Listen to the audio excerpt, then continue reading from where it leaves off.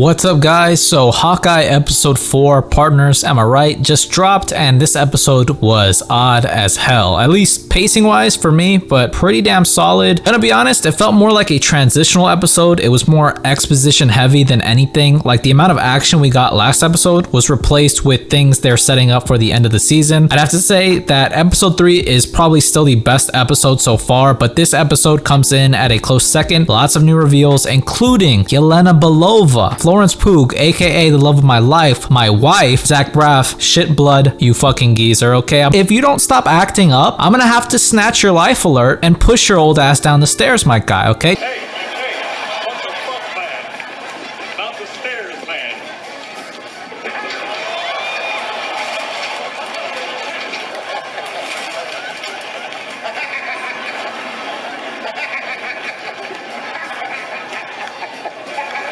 Just shape up. You should know better at your age, okay? Anyways, we're gonna get down to the story and try to decipher some of the teases we got and the overall vagueness, because there's so much of it, guys. The likes, the dislikes, of course, plus make some new predictions, because I swung for the fences, admittedly, in the last video with my whole swordsman killed Maya's father, which I truly believed. I'm not gonna say some shit that I don't actually believe. I hear some theories sometimes that are like fucking insane. Now, I'm not so sure, I gotta be honest, because some of the stuff that we heard in this episode, but don't worry, we'll get into that and much more. What I do need you to worry about though, guys, is hitting that sub button to support your boy, turn your notifications on, leave a thumbs up, and follow my social medias. We're almost at the final goal for 2021, which is 330, guys. We're hella close, so if you like what I'm doing, please help me get there by hitting that sub button. I'll try my best to get through this video without mentioning that tyrant, Braff, or Scrub the Scrub Man again, but no promises. Let's get into this episode. So we pick back up where we left off with Jack drawing a blade on Clint, but Eleanor soon comes in and they recognize who Clint is. Well, Eleanor does, and Kate tries her best to make it seem like she wasn't sneaking around for answers, but her mom sees right through that, and when she walks Clint out, she's kind of soft prying, asking about his family and mentioning Natasha, which is obviously very triggering for Clint, and Vera Farmiga is as well so damn good and unsettling with her delivery. And notice how she's trying to get Clint to back up from this case, which should tell you all you need to know, but then we get additionally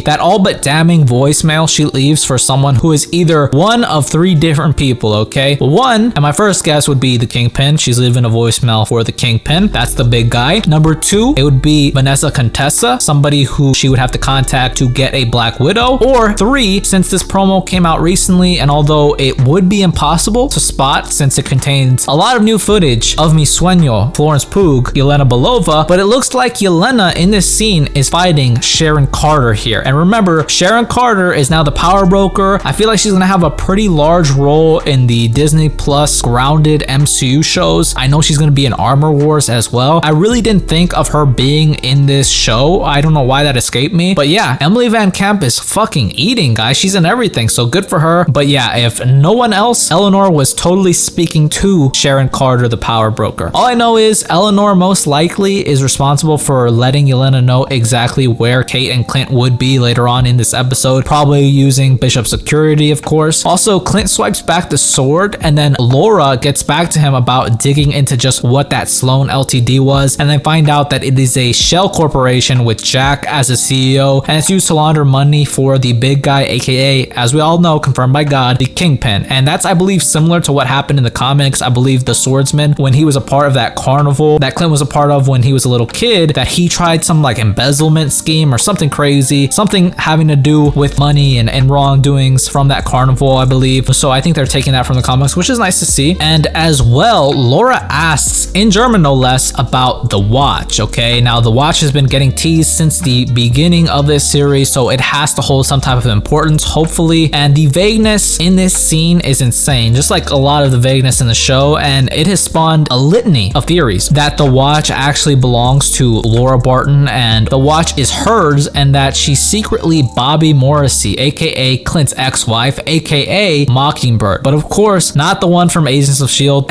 To pay respects to all the fallen soldiers that watched that show thinking it would be MCU canon. May you rest easy, and may Kevin Feige, the Lord our God, have mercy on your souls. She was basically a super spy type character who's been a part of plenty of groups before, but I'd say she's probably most notably a member of the West Coast Avengers. Now, I don't know how much I believe that theory. I think people are running off of of it because there was a rumor of Mockingbird coming out in the Hawkeye show, I believe maybe like a year ago. And I guess since the show started, people are bringing up those rumors. So I feel like Laura doing all that speaking German and being very involved is not for nothing. So they could possibly tie the watch to her, or they could just bring another actress in to play Bobby Morrissey, Mockingbird, to expand the Hawkeye mythos or lore or whatever. But what I'd personally prefer is that they introduce Charles Barton, aka Barney Barton, Hawkeye's brother and the anti-hero Trick Shot. I feel like introducing a brand new character would be a bigger and more satisfying and worthy surprise than just telling us Clint's wife Laura isn't who she says she is. There was also a rumor that Trick Shot was going to be in the show as well, but there is more things in this episode that make me believe this that we're going to touch on in a little bit. But after a very odd string of scenes with Jack and Eleanor, Kate realizes how lonely Clint must be during the holidays away from his family, and so she pops in, which on a side note, guys, I hate to go on demon time, but that's the fucking dream, right? Ain't it? It's Haley Steinfeld. I've come with a pizza and I'm here to cheer you up. Clint is literally living the life. He's living the dream, okay? Shout out to Clint. And basically she helps him celebrate and do all the things that he was gonna do with his kids, and they share some really nice, sweet moments. We get a mention of the infamous boomerang arrows, although how the turntables, I forgot how that goes. With Clint even teaching her a trick that in the Matt Fraction run is very famous, but also more importantly was taught to him by his big brother Barney, who as well as Bobby Morrissey was featured in that famous run. And Kate digs and gets Clint to admit to being the Ronin, sharing how he views himself still after all the good he's done as a weapon aimed in the right direction, and how he has to fix all of his mistakes because of them being tied to his family, which again, it's still a bit vague. Is he talking about his family, or is he talking about his brother? Is that some type of vagueness that the writers are so cleverly, putting in there? That's the thing. That's how they get you. But we really get to see the trauma that stays with Clint from the events of the Snap and Endgame. Like, that really just doesn't go away, and I really like that. It adds weight to everything. And next day, Kate links with the LARPers to get the police officer of the guild to so kindly retrieve their trick arrow shafts, since for whatever reason they can't just make any more. And then Clint visits Kazi, and like the Zohan, Clint leaves no room for error, okay? And cucks Kazi once again and basically tells him, look, I'm trying to dip, but before I do, tell Maya she needs to stop with the Ronin shit, because that's a lost cause, and the big guy doesn't really like the attention her crusade is bringing his business. He also says Kazi worked for William Lopez for 4 years and Maya for a couple more, so that might just defeat my whole Jack dressed up as Ronin and killed William Lopez theory. And I thought it was going to be a huge misdirect, which fuck it, I'm probably wrong, I'll accept that, but I don't know, it feels like something else is going on. It doesn't really feel like Clint killed Maya's father. I don't know how they're going to play that off at the end, but we'll see. Clint comes back to the apartment filled with LARPers now, and it looks like they will be the ones to design Clint and Kate's new suits. They also get the arrows back and follow the signal from the watch and find themselves at an apartment building. Kate ends up finessing her way in and breaks into the apartment, finds the watch, and ends up also finding a sheet with the names of Clint's family on it. And that's when they both realize that it's Maya's apartment, and then the fighting begins. Maya sneaks up on Kate, and then Clint starts fighting an unknown figure, and they all four start dueling on the rooftop, with Kate getting fucking flipped over the side of the building with the fucking quickness, but was attached to a wire that resembles very closely the scene of Natasha's sacrifice, and that absolutely triggers Clint, and so he cuts her down as to tell her, hey kid, get the hell out of this mess. But of course, stubborn as Kate is, she comes back with this concussive blast arrow, which was super dope, and then Maya fucking Charlie Murphy kicks the shit out of Kate, and then Kate shoots her, and that was just such a wild damn exchange. So that's when Maya dips, and Clint is finally able to take the mask off, and it's, well, of course, as we all knew, Yelena Belova, and she then dips, and the episode ends with Clint basically telling Kate, it's over, kid, none of it was ever real. So they did end up having a little fall from grace after all. Of course, they will make up. So that's pretty much it for the episode. As far as the dislikes, I'd say the story for the most part doesn't really move along or progress enough for me in this episode, and the pacing was very odd to me. Like, I felt like they spent time places they should have rushed, and rushed at certain moments they should have took their time to sit in. The likes, however, was the sweet moments with Clint and Kate and getting into the trauma of Clint, which I really love. Also, as annoying as the teases are, if they end up pulling them off, they'll be extremely satisfying, so I'm very hopeful for that. We ain't trying to get no Ralph Boners again, okay guys? Well, I'm gonna go to Marvel Studios and challenge every single person there to fucking body blows. I can't control the beast inside!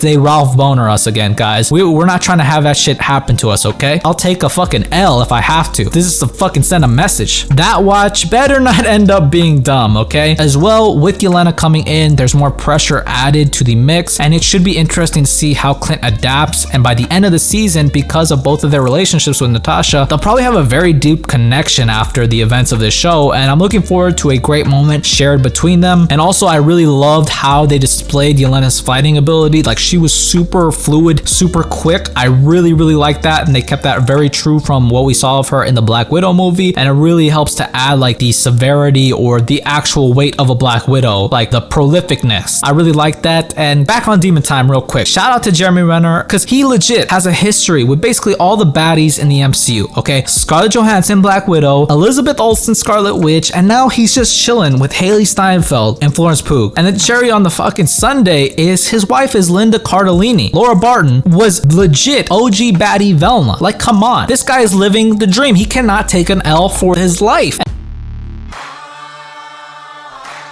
And that's very true to Hawkeye in the comics, especially the Matt Fraction run. I love the comic accuracy, guys. I love it. Anyway, as far as predictions go, I'll be less heavy-handed this time so I don't get myself or you guys hyped for nothing. But I'm assuming we'll get a big tease for Kingpin in episode 5. Hopefully a bit more of backstory of Clint's childhood. Just more history. Hopefully they deepen what the watch means and other things. But I'm assuming they'll both have to link up for that party that will be happening, which I believe is from issue 4 and 5. Maybe even issue 2, I believe, of the Matt Fraction run, where a secret evil auction will be going down and they have to stop it or intervene. And I'm hoping by the end we could see Trick Shot, because I'm down to see another Arrow guy at this point, okay? Let's fucking throw somebody else in the mix. Anyways, let me know your thoughts and theories, guys. I'm really loving the way the plot is thickening. Yeah, the plot. That's what I'm here for. Yeah. Anyways, guys, let me know everything. That's it. If you liked the video, leave me a thumbs up, comment down below, and if you want, subscribe. I always appreciate it. Hope you guys are doing well. Thank you so much for watching, and I'll see you in the next one.